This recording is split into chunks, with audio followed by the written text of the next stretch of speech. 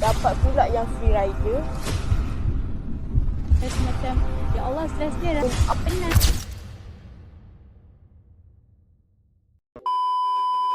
Hai semua. Assalamualaikum dan salam sejahtera. Selamat datang ke Sembang-Sembang Siswa dari Siswa Untuk siswa. Hai, saya Izzati. dan saya Walidina. We are your podcaster for today's episode.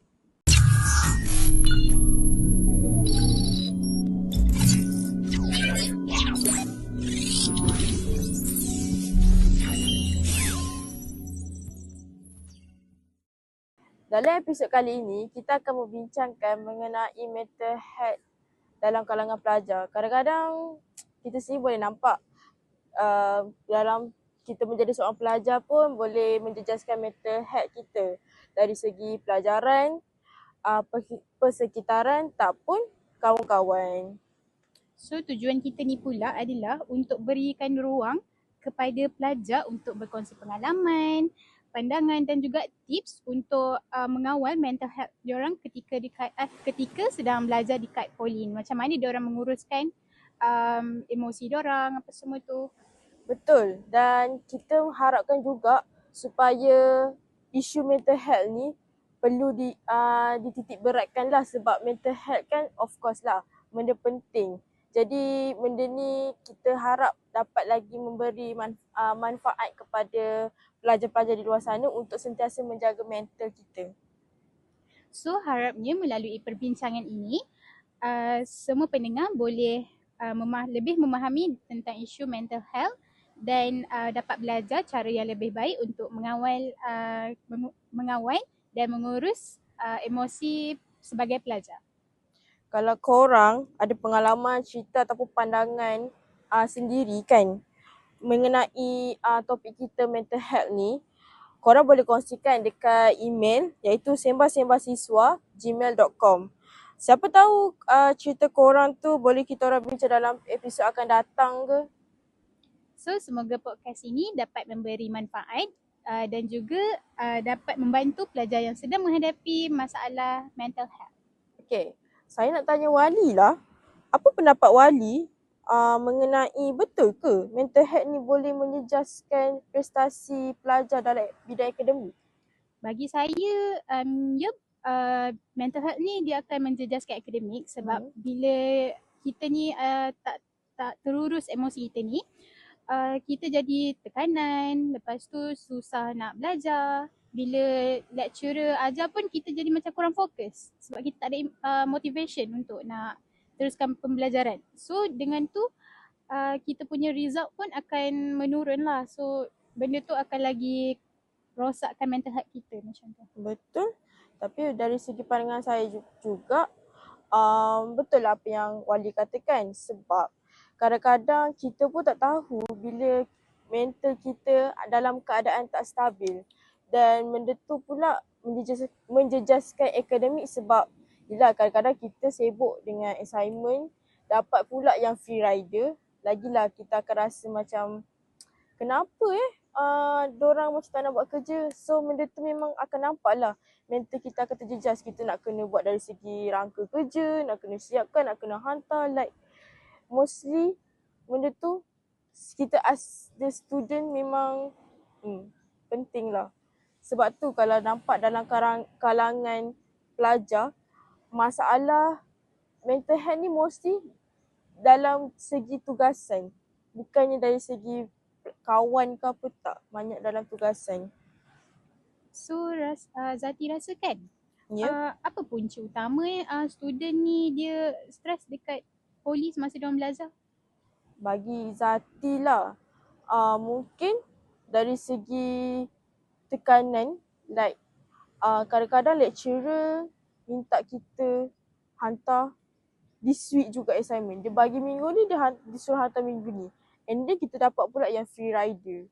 Lepas tu pula kita tiba-tiba and the same time kita ada problem, personal problem. Jadi benda tu boleh jadi salah satu punca kenapa student tu stres.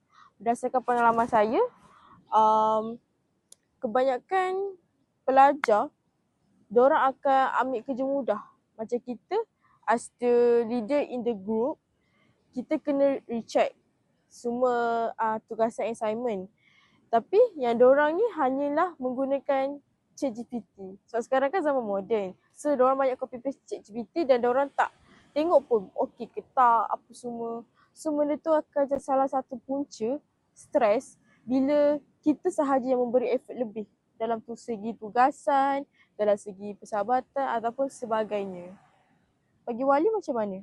Untuk saya pula, saya rasa punca utama student stress ni semasa belajar adalah sebab yang macam Zati cakap lah kan, deadline dalam masa yang terdekat. So student akan rasa macam, ya Allah stresnya, rasa macam nak kena catch up benda tu kan. Lepas tu lagi pula mungkin at the same time diorang ada masalah yang lain juga. Contoh diorang dah lah ada assignment. Lepas tu deadline dah dekat. Lepas tu diorang ada masalah mungkin dengan masalah dari segi kewangan ke, dari kawan-kawan ke, dapat group yang tak membantu diorang. So mungkin itulah juga salah satu stres diorang. Betul-betul. Pernah tak Wali rasa dalam satu fasa Wali burn out, lepas tu Wali rasa macam hilang semangat dalam nak belajar? Oh, tipulah kan kalau tak pernah kan. Pernah je burn out. Apa tu? Punca utama burn out tu adalah first sebab assignment, sebab kita nak kena catch semua tu. Lepas tu ada at the same time rasa macam tak dapat nak membahagikan masa untuk diri sendiri dengan kerja yang lain. Kalau macam Zati? Kalau Zati baru-baru ni, Zati pernah dalam fasa burn out dan hilang semangat nak belajar. Sebab time tu Zati rasa macam anything datang secara serentak.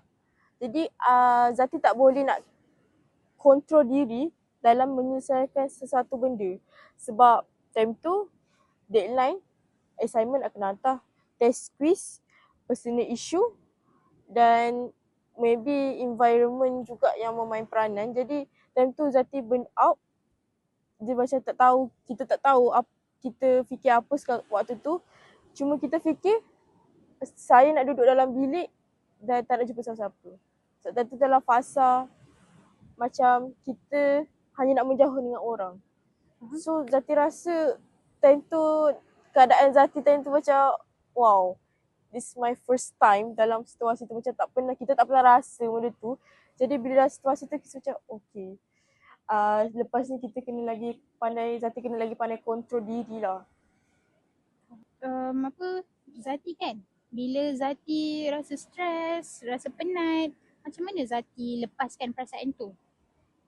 Okay, bagi Zati, kalau dari side Zati, Zati jenis suka membaca novel.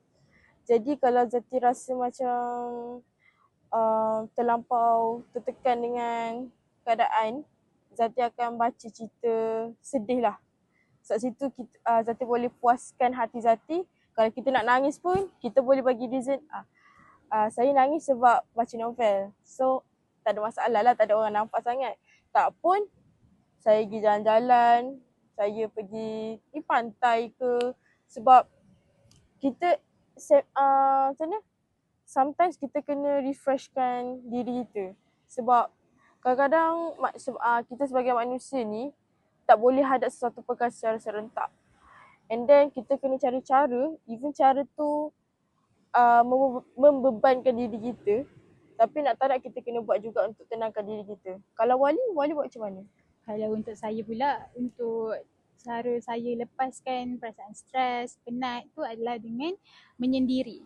Bila sometimes saya rasa benda yang saya hadap ni is terlalu berat, saya akan cuba untuk menyendiri sebab nak bagi diri ni relax and tenang dulu. Sebab takut kalau saya bergaul dengan orang, takut terlepas dengan orang. So it's better kalau saya bersendiri. Lepas tu saya jenis suka menulis. So bila ada rasa macam ada benda tak puas hati ke, stres, penat, saya akan tulis apa benda yang membuatkan saya rasa stres, rasa penat macam tu. So sambil menulis tu juga, saya dengar lagu-lagu yang saya rasa menenangkan diri saya macam tu. So sambil menulis, sambil dengar lagu. So benda tu untuk diri saya rasa macam benda tu bolehlah riliskan stres saya. So saya tak terlalu berfikir negatif macam tu.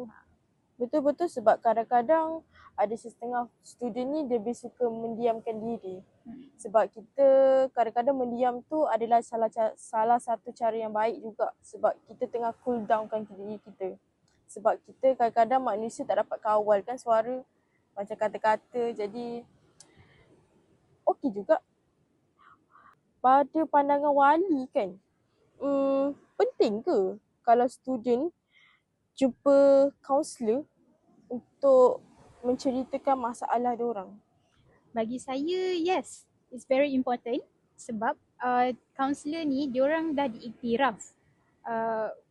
Diorang dah diiktiraf untuk bukanlah selesaikan, dia more kepada memberi penampakan untuk kita bertindak seterusnya. Sebab diorang boleh memberi kita nasihat. So dari nasihat diorang tu kita boleh berfikirlah apa tindakan selanjutnya yang kita kena buat. So lepas tu juga dengan berjumpa kaunselor ni, kita juga dapat membantu pelajar ni rasa lebih lega dan dapat dapat rasalah yang diorang ada tempat untuk diorang meluahkan perasaan diorang, rasa stres diorang, rasa penat. So kaunselor ni memang sangat membantulah untuk student. Tapi Izzati selalu dengar lah orang kata kalau kita jumpa kaunselor ni nanti kaunselor cerita kat orang lain. So pandangan wali macam mana? Saya rasa itu bukanlah semua. Cuma kaunselor ni diorang dah terikat dengan akta perjanjian diorang. So kalau macam diorang sebarkan atau berkongsi cerita dekat orang yang lain yang tak terlibat, diorang boleh dikenakan tindakan undang-undang. So tak ada masalah pun untuk nak meluah. Sebab kalau tiba-tiba lah kan one day kata cerita kita tersebar luas, kita boleh ambil tindakan undang-undang dekat kaunselor tersebut. Betul-betul, sebab berdasarkan pengalaman Zati pun pernah juga jumpa dengan kaunselor waktu sekolah menengah dan waktu PTA pun ada juga. Jadi bagi Zati, semua tu hanyalah bualan mulut saja. Sebab kaunselor ni individu yang kita memang macam ni, diorang memang takkan bercerita langsung. Kalau diorang tahu kita punya masalah, diorang akan share dekat orang tapi secara umum. Bukannya mereka directly apa benda. So macam Zati baru-baru ni Zati ada jumpa dengan kaunselor dan alhamdulillah kaunselor tu dia bagi sedikit pandangan dia dan sedikit nasihat ke Zati. So di situ kita boleh berfikir macam betul ke apa selama ni aku buat. So bagi Zati kadang-kadang kita perlukan seseorang dalam memberi nasihat. Memang waktu orang tu bagi kita nasihat kita tak nak dengar. Tapi in the future kita akan ambil benda tu as the pelajaran. So mana-mana student bagi Zati kalau nak jumpa kaunselor janganlah malu-malu sebab itu je saja individu yang nak mendengar cerita kita. Kadang-kadang kawan kita tak boleh percaya juga. Mana tahu kawan kita dia tak dengar macam tak adapt apa situasi kita. So bagi Zati kaunselor tu adalah individu yang sangat penting.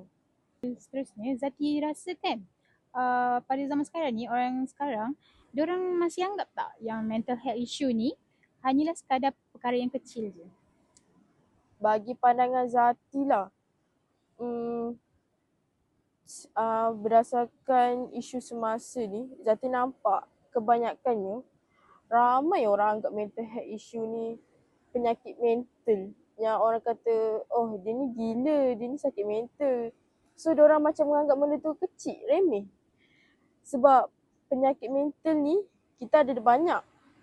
DID, apa lagi, anxiety, depression dan sebagainya. Jadi bila diorang anggap benda tu remeh, orang-orang yang ada penyakit mental health ni ataupun mental health issue ni, diorang rasa macam aku ni gila ke? Aku ni tak sihat ke? Tak naklah, diorang bukan tak sihat apa. Cuma diorang hanyalah ada masalah emosi, mental yang diorang tak tahu macam mana diorang nak kawal mental diorang. Sebab kita kadang-kadang, anak pula perempuan, dipengaruhi banyak sangat emosi. Kadang-kadang kita marah pun kita tak tahu kita marah, kita tercakap apa. Kadang-kadang tu kita tiba-tiba sedih. So macam kita kena lagi terapkan lah untuk perkembangkan lagi mengenai mental health issue ni kepada masyarakat. Sebab kita tak nak lah orang-orang yang ada masalah mental health issue ni dia rasa down lagi. Bagi Wali macam mana pula? Kalau untuk saya pula kan, saya rasa pendapat sama macam Zati, iaitu orang sekarang anggap benda tu benda kecil, benda remeh je.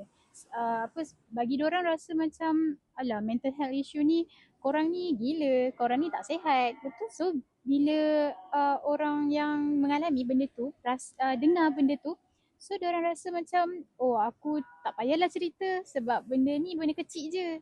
Tapi bila diorang dah makin lama makin pendam benda kecil tu, benda tu jadi besar and effect dengan diri diorang juga.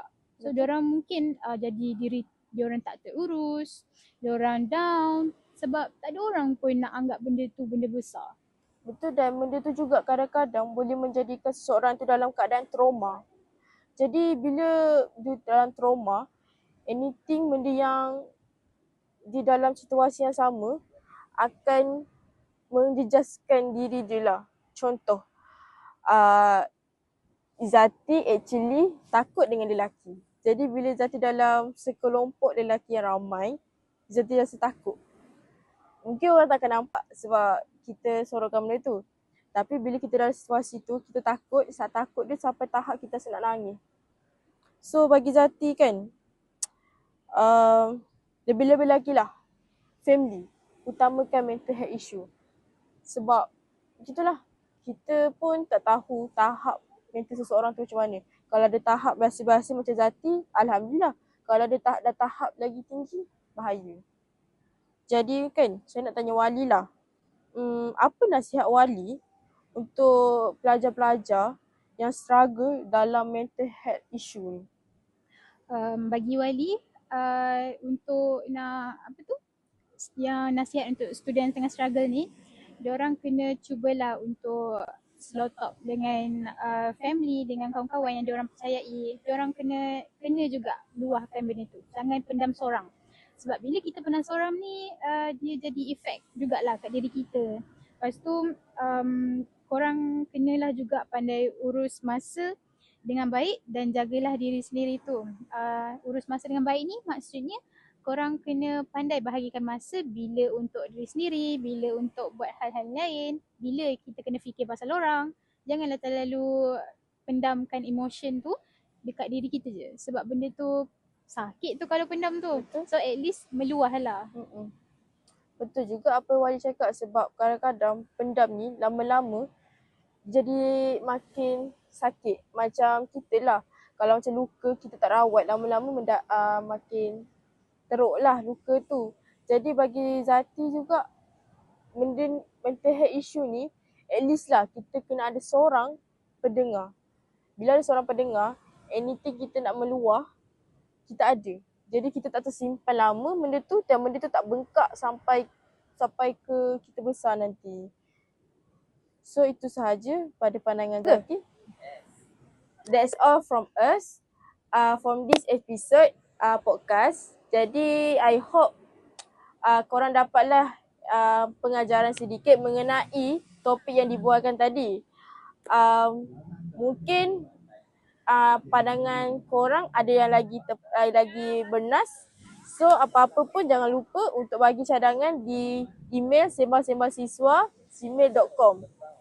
Kami juga menerima sebarang collaboration, IPTA ataupun poli-poli yang lain, dan kami juga membuka peluang untuk sebarang sponsor. Anything korang boleh contact kita dekat email sembang-sembang-siswa@gmail.com. Dan jangan lupa untuk menonton episod-episod yang lain. Jadi kami akan menutup episod kali ini dengan serangkap pantun. Pergi ke rumah Pak Akop melalui Titi. Sebelah rumah Pak Akop ada perigi. Saya Wali. Saya Izzati. Ada rezeki, Kita jumpa lagi. Bye-bye.